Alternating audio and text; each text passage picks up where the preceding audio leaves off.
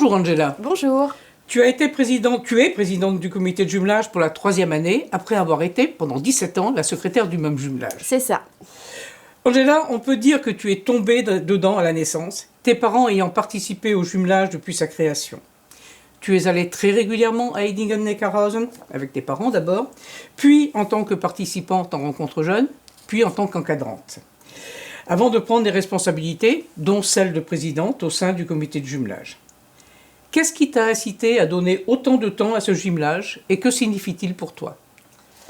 Le jumelage, c'est beaucoup de choses en fait. C'est une grande partie de ma jeunesse puisque j'y allais tous les ans avec ma famille, puis après avec les jeunes pendant l'été. Et je pense que c'est important cette amitié, ces relations entre l'IGP et le comité de jumelage d'abord, et puis après entre tous les Plouguernéens et tous les habitants d'Hedingen-Neckarhausen.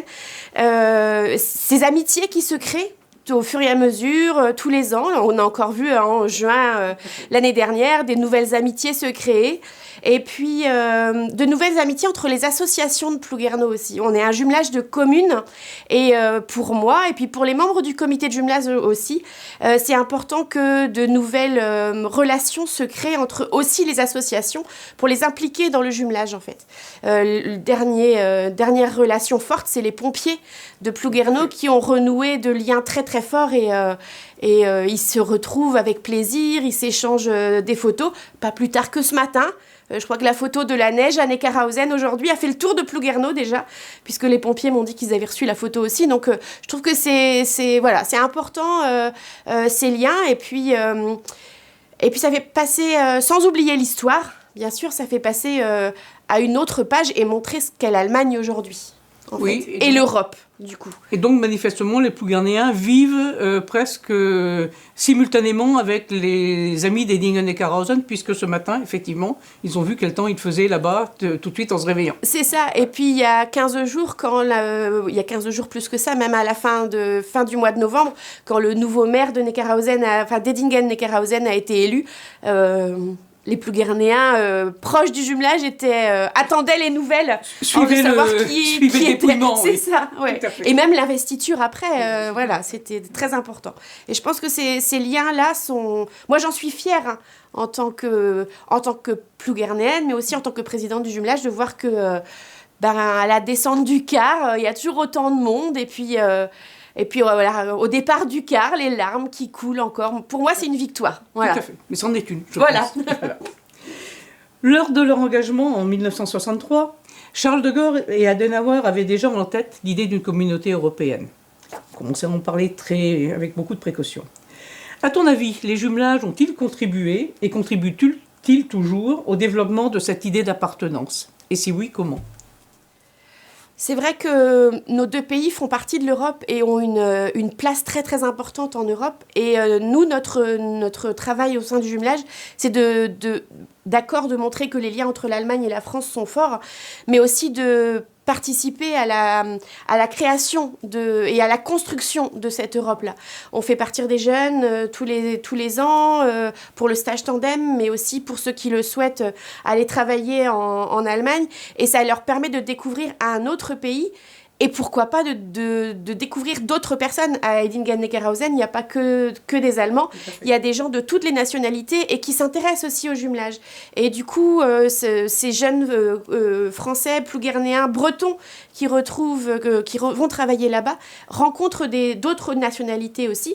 Et les Allemands qui viennent sur Plouguerneau sont curieux aussi d'aller découvrir à Brest, notamment les associations jeunes, et puis découvrir aussi d'autres nationalités. Et du coup, pourquoi pas aller visiter aussi d'autres pays européens. Et notre travail au sein du jumelage, c'est encore une fois de travailler avec l'Allemagne, mais pour faire découvrir l'Allemagne, la culture allemande, etc., mais aussi pour renforcer les liens avec l'Europe et ouvrir la population des plus jeunes sur l'Europe, comme le font très très bien les services civiques quand ils interviennent dans les écoles. Tout à fait, merci.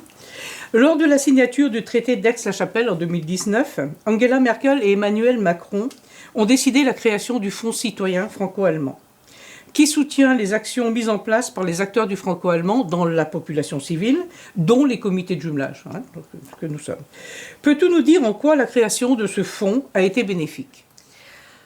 Alors, déjà, encore une fois, pour renforcer les liens entre nos deux pays, mais nous, ici, au sein du comité de jumelage, et on a essayé dès le début, dès que notre référent Fonds citoyen, Erwin Hunt, qui a été ancien président de l'IGP, nous a présenté ce projet-là.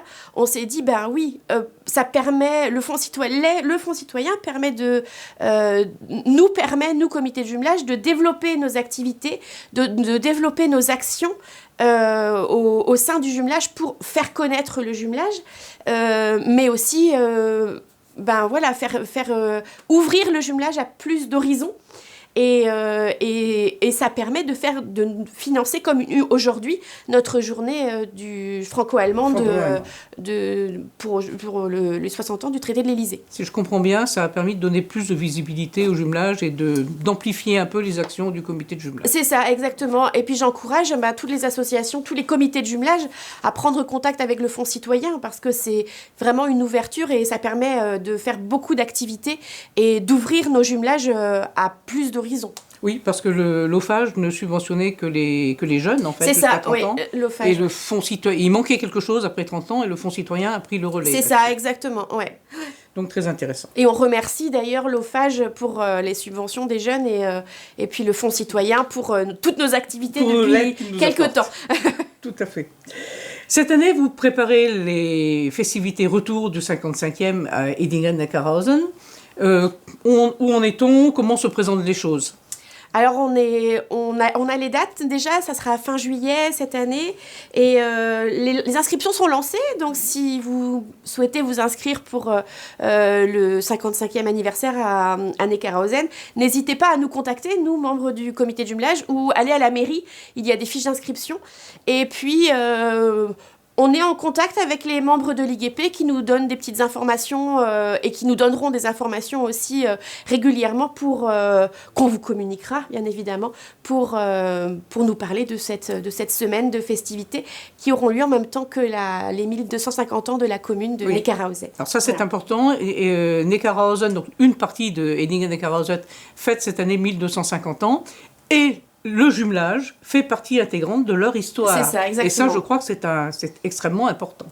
Et donc, et ici, on a déjà des inscriptions, c'est parti, les gens ont l'air de s'intéresser à la chose. Oui. Alors, je pense que les gens avaient peur de rater le coche, puisque dès qu'on a lancé les inscriptions, on a quand même reçu beaucoup d'inscriptions. Le quart se remplit tout doucement. Voilà, donc les hébergements aussi. Et du coup, les contacts se reprennent aussi. L'année dernière, il y a des Allemands qui avaient un peu hésité à venir à cause de la pandémie. Et puis là, cette année, les Plouguernéens s'inscrivent en masse, donc c'est bien. Donc continuez à vous inscrire, on passera une bonne semaine. Merci beaucoup, Angela, Merci. pour cette interview.